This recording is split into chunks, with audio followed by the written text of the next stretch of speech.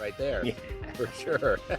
Well, hey, man, it's great to meet you, and I would like to begin our conversation before we get into your good work by covering we're getting on the 4-year anniversary of this pandemic. How did you get through that time period, and how did it subsequently change you? Wow, good question. So I teach, and of course, most of our classes had to go virtual. So that was an entire new perspective of doing things. The going to the store and getting all the masks on. You just think about all of the things that we went through during those 2 years. How did it affect me? I think I came out of it unscathed, I would say. Yeah. I was very lucky in that I had already decided to flip my classroom. In other words, I put all my lectures online, and then it's talked about interesting stuff in the classroom.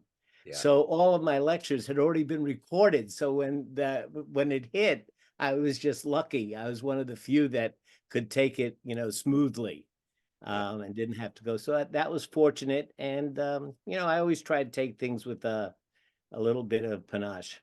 Yeah, for sure. So you've had an interesting run here. You're a teacher, successful criminal trial lawyer, you're a mindfulness coordinator. But if we get to the brass tacks of who you are, I'm going to put you in front of a bunch of third graders at career day, and one of the kids says, "Hey, what do you do for a living?"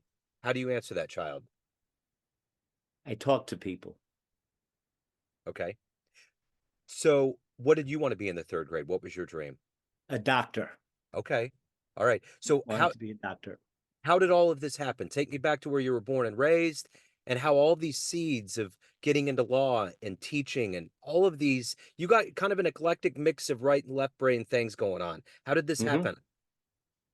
Yeah. So my folks were Hungarian immigrants, and arrived here in the early part of the last century. I'm talking, my dad was born in 1898. So we're going back a bit. And Yeah. they were looking for a way to make the American dream come true. And he met with my mom, and they used to walk around in Lower Manhattan, and they came across a store that had on its window the great new taste sensation from the Midwest, popped corn. Yeah. So my dad goes in and he puts down a couple of pennies, gets a bag of corn, and turns to my mom and says, these I can sell. There is nobody that would not like these. Yeah. So they took their savings and they bought themselves a popcorn machine and a caramel corn machine, and that started them getting to the dream. So that's the kind I grew up in amusement parks and carnivals and the like. And my dad, being an Eastern European, was a very meticulous man, and because he was Hungarian royalty, all of his family was slaughtered by the Bolsheviks. My mom was Roma Gypsy, go figure, and and all of her family was slaughtered by everybody. So they kind of came to the conclusion that there couldn't be a God. Yeah. And so I was raised without going to any kind of church or any kind of denomination connection, except for one thing. My father said that we are Americans and I must learn the Bible stories. So he made me go to children's Sunday school. And when I was there, for me, not having any kind of background or connection to the Bible, all of the stories were kind of Disney. But the Yeah. one thing that I was left with was that there was this guy somewhere. I wasn't quite sure who he was and what he was, but that he loved me. Yeah. And that's something that stayed with me all my life through all the changes. So there was something there that was very important to the development. Um, Everything else kind of happened by chance. I mean, I grew up again in amusement parks, hawking things, nickel pitches and hot dogs and the like, and got to college. And in my senior year, I had a great teacher of business law, and I just liked that and said, I'm going to go to law school. And there's one law school, just a new startup. They weren't even certified yet. We were the first class. I took a chance. They took a chance on me. I took a chance on them. And And so they took me in, and we were certified by the end. Now it's a pretty prestigious school, Nova Southeastern Center for the Study of Law. And then I went to work for Janet Reno during the cocaine cowboy days Yeah. in Miami, and rose to be the head of economic crimes and consumer frauds. We hit the mob for $72 million on a RICO charge. Then I left and went in private practice, and they came and hired me, the mob. They said, you got to be pretty good to hit us for that much money. So my life was kind of going down the tubes at that point. Quite frankly, I was going out with them a little too much, a lot of chrome and glass nightclubs, doing some stuff I shouldn't have been doing. My marriage was falling apart. I was getting very wealthy. I already paid off my house by the time I was 32. And so I seen a therapist, and I came to this big crossroads in my life, and I asked him, what should I do? So he reached behind and he grabbed some coins. He started throwing the coins and making some mathematical computations and the like. And then all of a sudden he showed me a book, and it said on the front of it, retreat, not retreat. That was the chapter title. Yeah. So I promptly got pissed off at him and walked out, because I was paying him $65 an hour to throw coins. I mean, come on, really? Yeah. Right. And but it was the right advice. And so then I went back to him and I asked him. Turns out that George, my therapist, was the English language translator, not translator, editor for Master Ni Hua Jing, a 72nd master priest from the Shaolin Taoist Temple. Wow. So here I am, never having been introduced to any kind of, virtual system organization. And here I am learning under this incredible guy, and there's so many stories about him.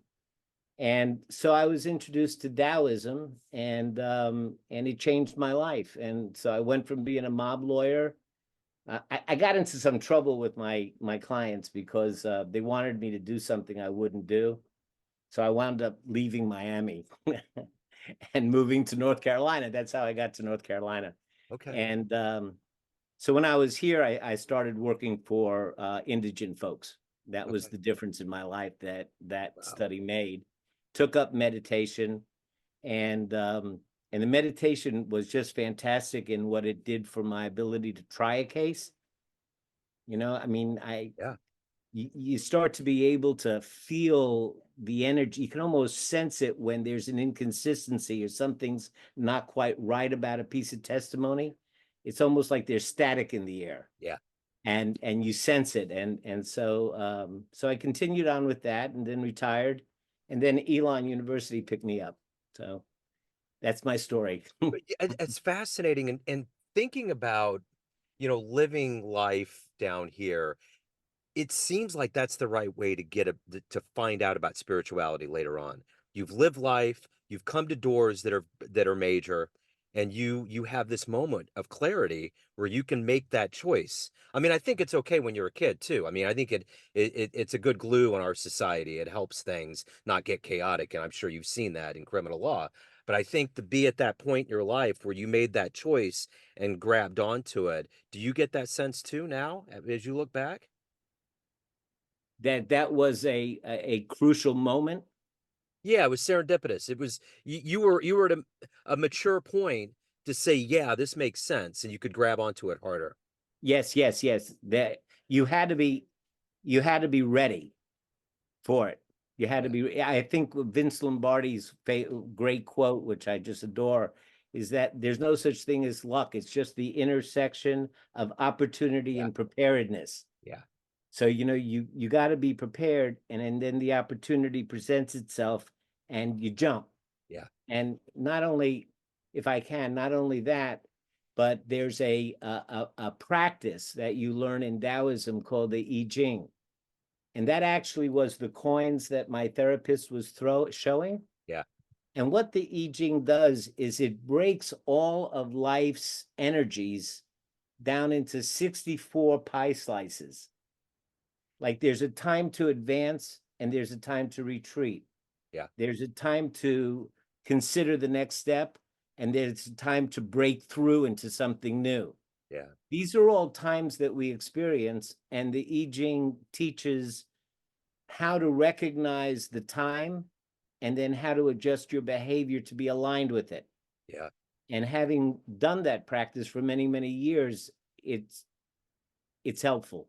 Yeah. I just finished a book recently. I have a jazz radio show as well. And there's an Mm-hmm. author, his name is TJ English, and he wrote this very nice narrative on how the mob ran all the early clubs and jazz musicians were kind of protected, you know. Mm-hmm. Mm-hmm. And I was thinking in all of those vignettes, like Bing Crosby had to get out. Like he kind of got in with them, and then they were like, "You got to get out. This isn't a game." And it always seemed like anybody that got on that Razor's Edge, which was like, I can play well with these guys, but then I can retreat to myself, always got in trouble. It was like a Mm-hmm. drug. There's no Mm-hmm. way that you could just go in casually. You had to make a choice, and it was either going to be okay or it was going to be really bad. Uh-huh. Well, I went and saw Neil Diamond's show on Broadway, Yeah, A Beautiful Sound. yeah, And in that, it shows the portion of his life where he got involved with the mob. And it's exactly what you said. It yeah, was they wanted him mind, body, and soul. uh-huh, yeah. Yeah. There was no other way. Fortunately, yeah. Fortunately for me, it was a little different.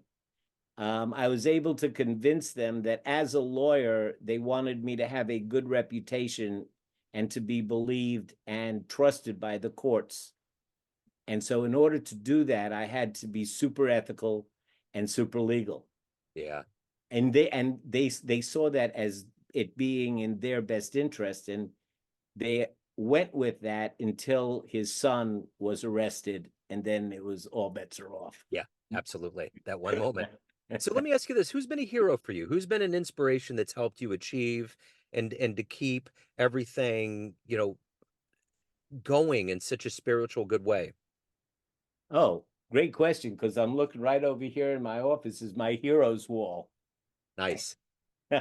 And so Thich Nhat Hanh and Judge Kogan, who was my mentor, he's up there. Martin Luther King and Gandhi and the Dalai Lama and Sweet Caroline, who owns a wonderful sustainable farm locally. Over there's a pastor that influenced me, John Lewis, some very good friends of mine. Yeah. Um, yeah, these are my heroes. So if you can meet one person alive right now on the planet that you find fascinating, who would that be? Who would you love to Oh, meet? oh. Well, I'd love to meet or I'd love to be. Meet. Meet and talk to and just be around. Um,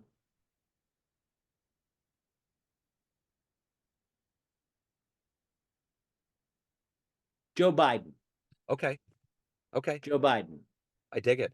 I think Joe Biden, because of the extent of his career and Yeah. how long, the loss of his children, the way that he meets obstacles, and what life is like for him now at 80 with all of the things that he's confronting.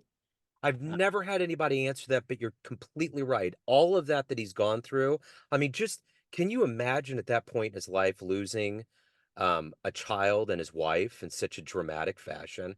I mean, mhm. they say goodbye that morning, and then he's overcome all of this and all of the things that were a part of him. I mean, even just having the first black president of this country select him as his running mate, I think Yeah. about that. You know what I'm Uh-huh. saying? Could have Yeah, been yeah, anybody, yeah. you know, and it was him.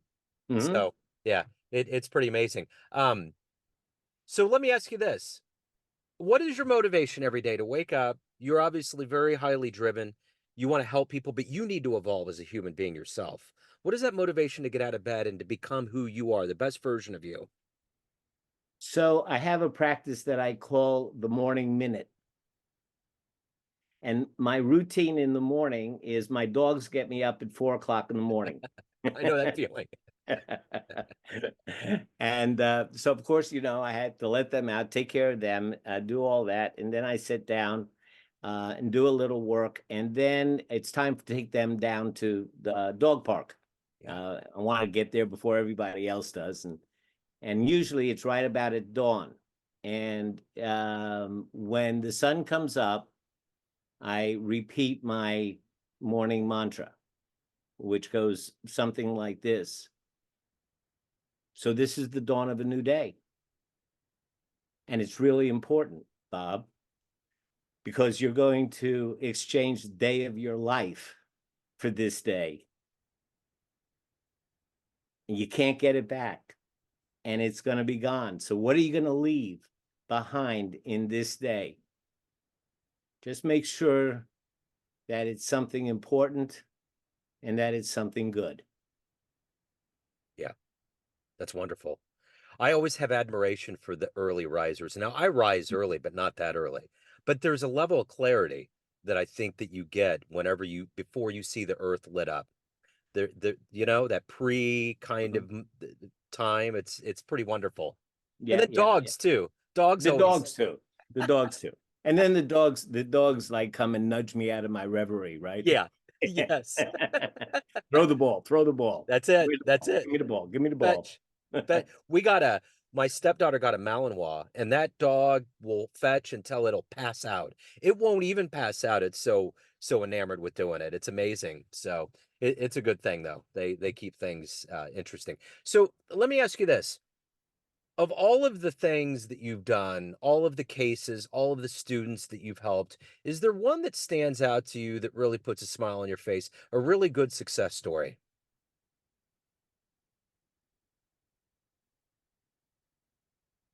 Yeah, Joe Trainer. Joe Trainer. So we like that my dad started out with a cotton candy machine with a popcorn machine and a caramel corn vat. And finally wound up with having several concessions. And one of those concessions was a hot dog stand. And Joe, well, by the time I was 20 or so, Joe came in at 14. Yeah, I can't remember the year exactly. But he was an interesting guy, a little bit on the rare side. And I remember that we worked with Joe, and I became quite friendly with him. And now he's my attorney. Oh, wow. That's wonderful. That's crazy. So let me ask you this, of all of the things that you've done in your life, what are you the proudest of?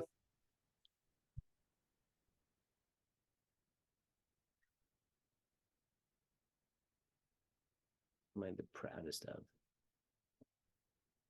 Wow.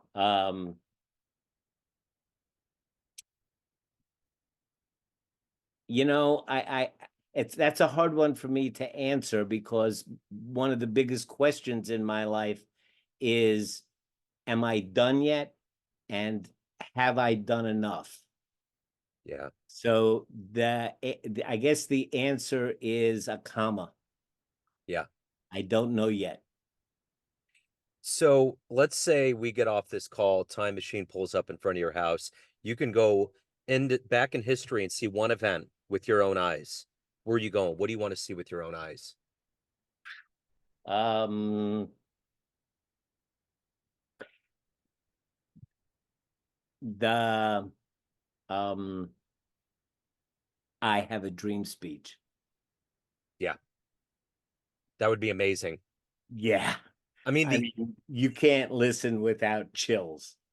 and you seem like you got a pretty good beat on energy. What do you think the energy would have felt like there? Like I mean, could you even wrap your head around what that would be like during that time? It would be unrestricted and unbridled potential and possibility. Yeah, I mean, the possibility of that moment, um, is beyond anything. Because, you have like these two ends of a continuum. There's knowing, an expert. I mean, I know everything. And then there's, I don't know anything and anything can happen. And yeah, at that moment, it could have gone anywhere in any which where. And there was just all this kinetic energy, this potential energy that was about to turn into kinetic energy. And wow. And, it almost makes you breathless. Yeah, yeah, for sure. Mm. So at the end of the day, you've had all these pockets of people in your lives, from your law to the students to your spiritual march.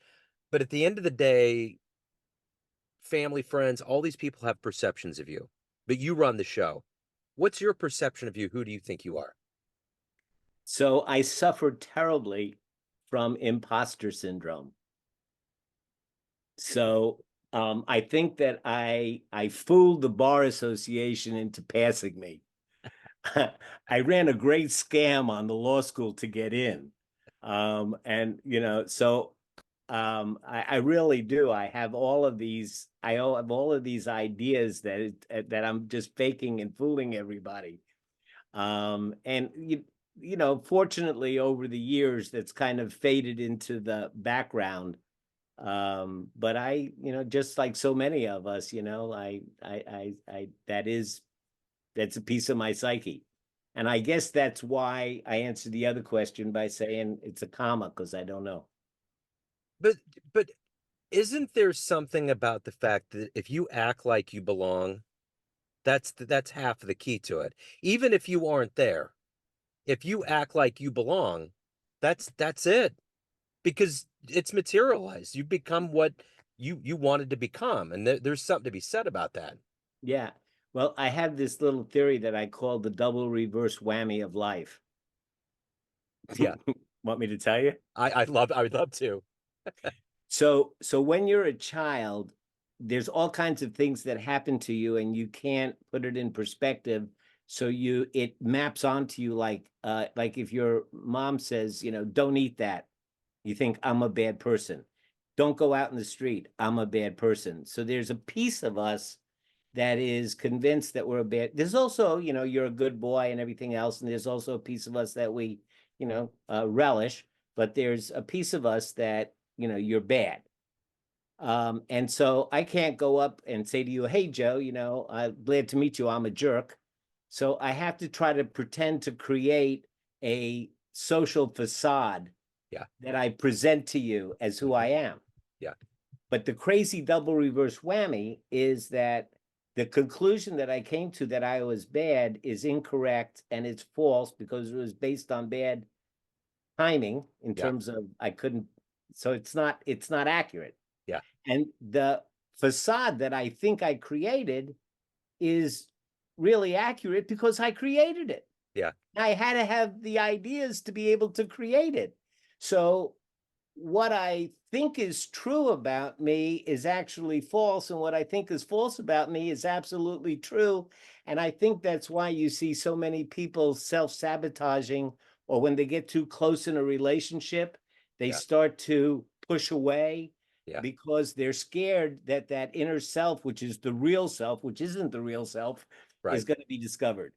That's interesting. That is so true. Yeah. So let me ask you this. What's the best advice you've ever gotten? Oh, um,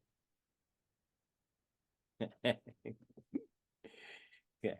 It is what it is, and it'll happen when it happens. Yeah. My dad used to always say it is what it is. And Mhm. my dad looked like Luca Brasi from The Godfather. He was 100% Italian, all right? So he used to always tell me whenever we would deal with any mob things or he would talk about it because he was just a car salesman. He was just a blue collar guy. But anytime that stuff would come up, he'd always say, never piss in the river because you may have to drink out of it one day." That was his quote. So Perfect. yeah, it was Mhm. perfect. Hey, so if anyone out there wants to reach out, learn more about you, find out any of the good business, where do they go? How can they do that? Well, I just published a book, Yes. and one of the interesting little stories about it is that I would say that I identify as a Taoist Buddhist Christian. My wife is not fundamentalist, but she is a Bible literalist. Yeah. She believes all the stories of the Bible literally, and that's God's inerrant word. And she is a conservative Christian. Yeah. And we meet on our values, but I could not talk about our beliefs with her because mine are different. Yeah. So I started taking this book called the Tao Te Ching, which is the main book of Taoism, Yeah. and I started to take the couplets and the little meditations in it and transmit them, reimagine them as Christian writings. Yeah. And so I would tell it to her, and she would be blown away. And after I would read a few of them to her, she says, no preacher has ever taught me Jesus as well as this writing is teaching me, Yeah. because it combines this wisdom of the East with the language of the West. Yeah. So eventually I did all 81 chapters, and that's my book. Wow. That's Yeah. fascinating. Good. So yeah. Yeah. No, I was going to say the other day, I was looking frantically for a book upstairs, and my wife was like, "What are you doing?" And I was trying to find this book of Buddhism that I got my first trip to California. Growing up in the Midwest, I was in the whole Christian mindset, and this book of Buddhism was in the side drawer. It was like a Hmm. regular Gideon's Bible, so to speak. And I Hmm. still have it to this day. I still love it. I read it, and it brought me so much comfort after all of that time of not having any theological background other than, kind of that Midwestern, you know, the kind of the Christian mindset. It was so Hmm. refreshing. And to this day, I still have it. I just laid it on my bedside, and I love Hmm. that book. So, Yeah, yeah. yeah. Well, one of the things that I often think about is that what you get from the West, most importantly, and I think, is the model of unconditional love that Yeah. Jesus is. Yeah. I mean, if you want an example of what unconditional love is, there you got it. Yeah. Now, over on the East, the only thing is Jesus didn't have a chance to teach for 40 years. Yeah. In the East, the Buddha, who's just a man, did teach for 40 years. So they developed all of these great techniques and teaching methods, Uh-huh. but they're not inconsistent with anything that Jesus taught. In fact, they're very similar. Yeah. And so if you take that unconditional love on this side and you combine it with the wisdom teachings on that side, you actually can create something that's very, very powerful. That's fascinating. That is totally true. Absolutely. Hmm. Bob, speaking of, this has been fascinating. Thank you, sir, for your story. Thank you for your Okay. time. I really appreciate it.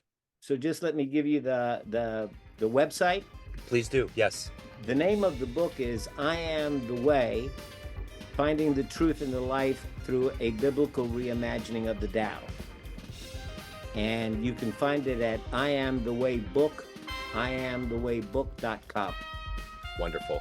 Bob, this has been wonderful. Thank you, sir. I appreciate your time today. Best of You luck with too. everything. Thank Take you care. so much. Thank you. Take care.